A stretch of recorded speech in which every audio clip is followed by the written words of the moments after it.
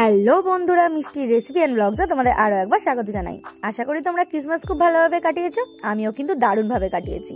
আর সেই ক্রিসমাসেই সকাল থেকে রাত পর্যন্ত কি করলাম, কীভাবে এনজয় করলাম আর কি খেলাম, সেই সব কিছু কিন্তু তোমাদের সাথে অবশ্যই শেয়ার করে নেবো আজকের এই ভিডিওতে। তার আগে দেখে নাও এই ক্রিসমাস ট্রিটা কিন্তু আমি বানিয়েছিলাম আমার ছেলের স্কুলের এক্সিবিশনে, আমি আর আমার একটা বান্ধবী মিলে। কেমন হয়েছে আমাকে অবশ্যই জানিও কিন্তু কমেন্টে। এই ক্রিসমাস ট্রিটা কিন্তু আমার ছেলের ভীষণ প্রিয়। ক্রিসমাসে আমি আমার ফ্যামিলির জন্য বানিয়েছিলাম একটা কেক, যার ভিডিও কিন্তু আমি আগেই শেয়ার করে দিয়েছি। যারা দেখোনি প্লিজ দেখে নিও। সকাল সকালে আমরা বেরিয়ে পড়লাম ঘুরতে, ছেলের হাত ধরে আরও একবার আমাদের ছোটবেলাটাকে ফিরে পাওয়া। ফার্স্টেই চলে গেলাম চিলড্রেন মিউজিয়ামে। ছোটবেলায় বাবার সাথে এসেছিলাম এই চিলড্রেন মিউজিয়ামে, আর এখানে এত পুতুল দেখে খুব বায়না করতাম যে আমাকেও কিন্তু এখান থেকে একটা পুতুল দিতে হবে, কিন্তু না, এখান থেকে তো পুতুল নেওয়া যায় না। এখানে রয়েছে প্রচুর দেশ বিদেশের পুতুল, অনেকে কিন্তু ডোনেটও করে। আগের থেকেও পুতুলের সংখ্যা কিন্তু অনেকই বেড়ে গেছে। পুরো 3 তলা জুড়েই শুধু পুতুল আর পুতুল। যারা পুতুল ভালোবাসো তাদের কাছে কিন্তু এটা দারুণ একটা জায়গা। তো চলো তোমাদের এই পুরো পুতুলের রাজ্যটা আমি ঘুরে দেখাই।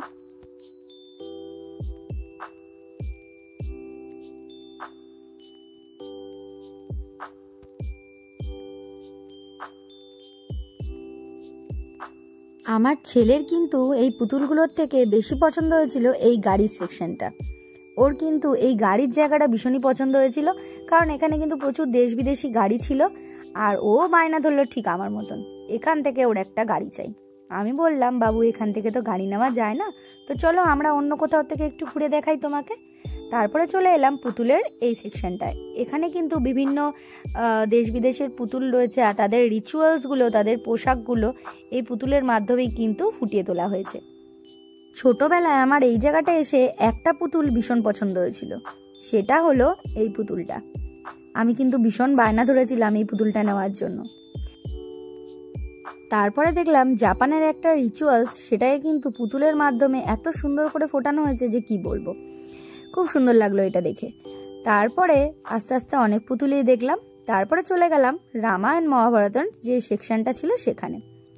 এখানে রামায়ণ মহাভারতকে এত সুন্দরভাবে ফুটিয়ে তোলা হয়েছে সম্পূর্ণভাবে শুধু পুতুলের মাধ্যমে। এটা কেউ যদি না দেখো তাহলে কিন্তু খুব মিস করবে। আমি মনে করি নিজেদের বাচ্চাদের একবার হলেও এখানে এনে এইটা দেখানো উচিত। রামায়ণ মহাভারত তো অনেক গল্পচ্ছলে বাচ্চাকে শোনানো হয়, কিন্তু তারা যদি এই পুতুলের মাধ্যমে দেখে তাহলে কিন্তু খুব ভালোভাবেই তারা মনে রাখতে পারবে। এত সুন্দরভাবে পুতুলগুলোকে দিয়ে সাজিয়ে এটা তৈরি করা হয়েছে যে কি বলবো। আমি মনে করি ছোট থেকে বড় সবাই একবার এসে এটা অবশ্যই দেখা উচিত চিলড্রেন মিউজিয়ামে।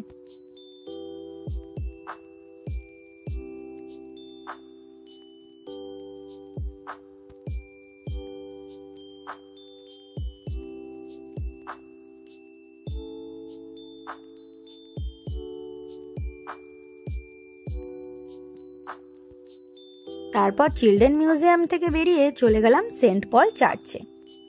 আমি মনে করি ক্রিসমাস তো নিশ্চয়ই ভালোভাবে পালন করবে, কিন্তু ক্রিসমাসে যদি চার্চে না আসি তাহলে কিসের ক্রিসমাস। তাই আমরা প্রত্যেক বছরই কিন্তু সেন্ট পল চার্চে আমরা আসি। আর এখানকার যে পরিবেশ আমার কিন্তু ভীষণই ভালো লাগে। এবার যেহেতু চার্চ সকাল থেকেই খোলা ছিল, তাই কিন্তু প্রচণ্ড ভিড় হয়েছিল। অন্যান্য বার কিন্তু একদমই বন্ধ থাকে, তাই খুব একটা ভিড় হয় না, এবার খুবই ভিড় হয়েছিল। তারপরে দেখো এই জায়গাটা কিন্তু যীশুখ্রিস্টের জন্মের যে কাহিনী সেটা খুব সুন্দর করে ফুটিয়ে তোলা হয়েছিল।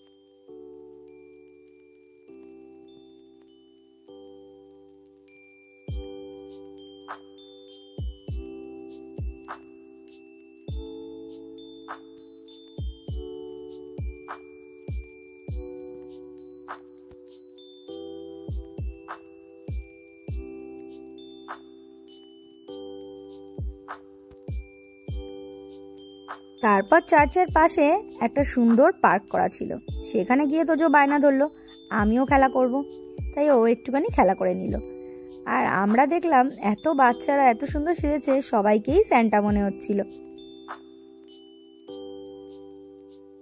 তারপরে ঘুরতে ঘুরতে ভীষণ জোর খিদে পেয়ে গেল, আর দেখতে পেলাম সামনে এই ফুচকাওয়ালাটাকে। আমার কিন্তু দিন কিংবা রাত আমার ফুচকা কিন্তু দারুণ লাগে, আর ফুচকা দেখে কি থাকা যায় বলো, তাই খেয়ে নিলাম ফুচকা। তারপরে ঠিক পাশেই দেখলাম এরকম পাপড়ি চাটের দোকান রয়েছে, আর সেখান থেকেও নিয়ে নিলাম একটু পাপড়ি চাট।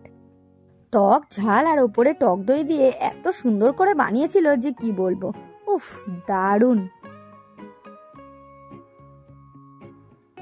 তারপর তোজোও তুলে নিল স্যান্টা দাদুর সাথে ফটো।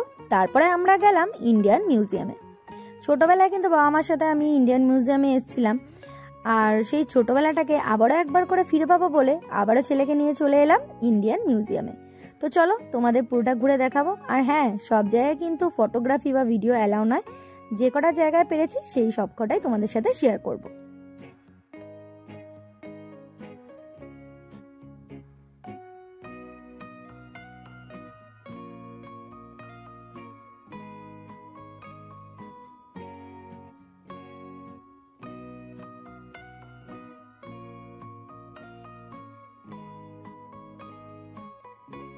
পুরো মিউজিয়ামটা ঘুরে দেখতে আমাদের কিন্তু 2 ঘন্টারও বেশি সময় লেগে গেছিল।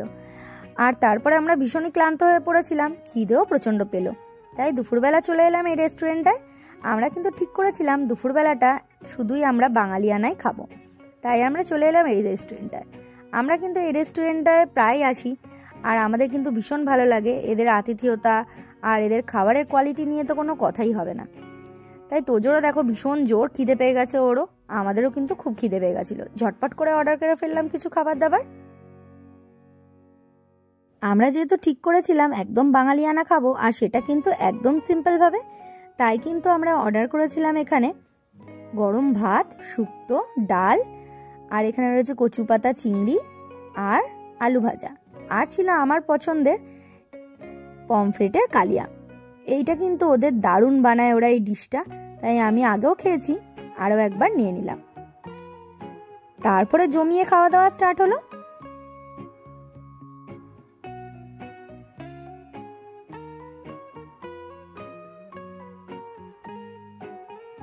পরে আমরা নিয়েছিলাম ভেটকি মাছের পাতুরি।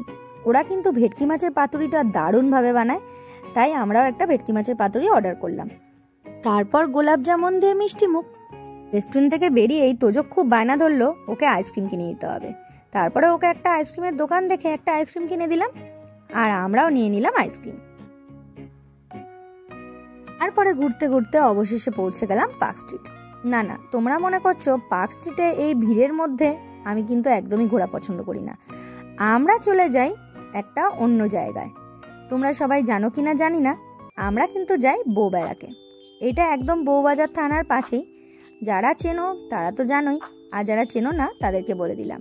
বউবেড়াকে কিন্তু এখনও 150টা অ্যাংলো ইন্ডিয়ান ফ্যামিলি তারা বাস করে, আর তারাই কিন্তু এই ক্রিসমাসটা দারুণভাবে পালন করে এখানে।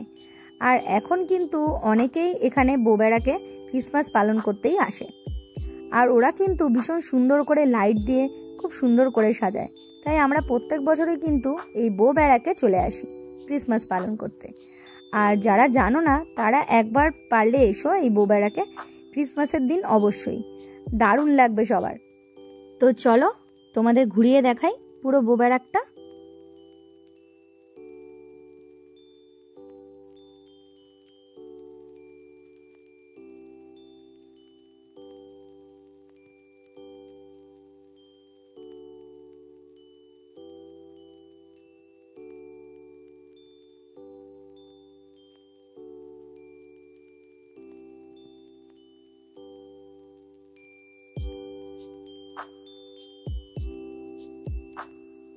এখানে কিন্তু লাইটের সাথে সাথে খুব সুন্দরভাবে যীশু খ্রিস্টের যে জন্মের কাহিনী সেটা কিন্তু খুব সুন্দর করে ওরা প্রত্যেক বছরই ফুটিয়ে তোলে। তারপর ওরা একটা বড় ক্রিসমাস ট্রিকে খুব সুন্দরভাবে সাজিয়ে তোলে বিভিন্ন রকম লাইটস, বিভিন্ন রকম জিনিসপত্র দিয়ে। আর তোজোর কিন্তু এবার এই ক্রিসমাস ট্রিটা দারুণ পছন্দ হয়েছিল। তারপরে গিয়ে সব বন্ধুদের সাথে দেখা হলো সেখানে, আর হই হই আড্ডা সেগুলো তো আছেই, আর অবশ্যই খাওয়া দাওয়া।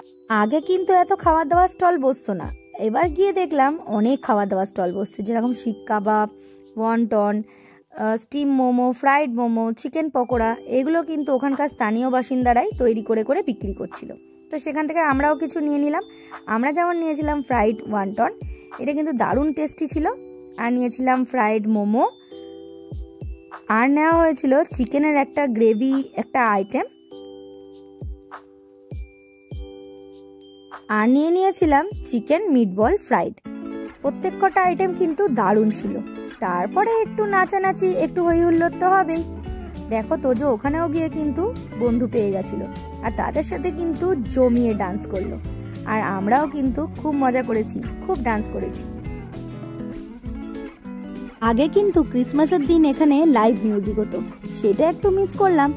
কিন্তু তাছাড়াও এবার দেখলাম দারুণভাবে মিউজিকের ব্যবস্থা, আর সবাই মিলে কিন্তু হই হুল্লোড় নাচ গানায় সবাই মেতে গেছে। দারুণ লাগে এই পরিবেশটা। আমি মনে করি একবার বউ বেড়াকে সবারই আসা উচিত।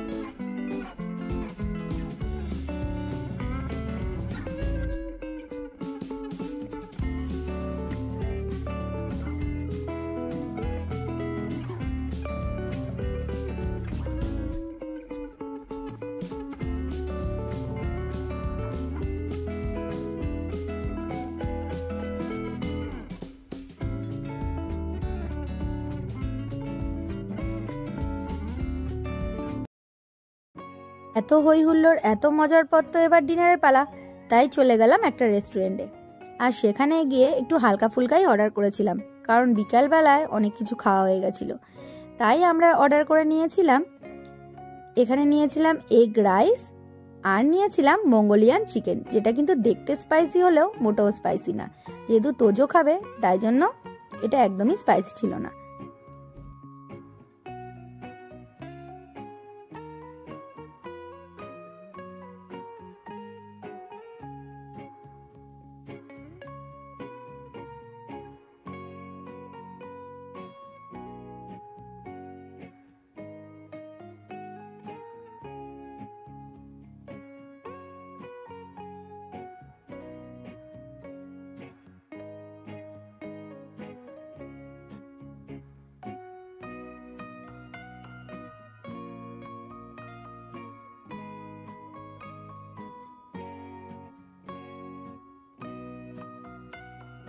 প্রত্যেক কটা খাওয়া দাওয়া কিন্তু দারুণ ছিল। আর খাওয়া দাওয়ার পর তারপর বাড়ি। আমার এই ভিডিওটা যদি তোমাদের একটুও ভালো লাগে তো প্লিজ একটা লাইক করে দিও, আর কমেন্টে জানিও তোমাদের এই ভিডিওটা কেমন লাগলো। আর অবশ্যই হ্যাঁ, সাবস্ক্রাইব করো, আর নিশ্চয়ই সাপোর্ট করো। একটু সাপোর্টের কিন্তু আমার ভীষণই প্রয়োজন। Thanks for watching.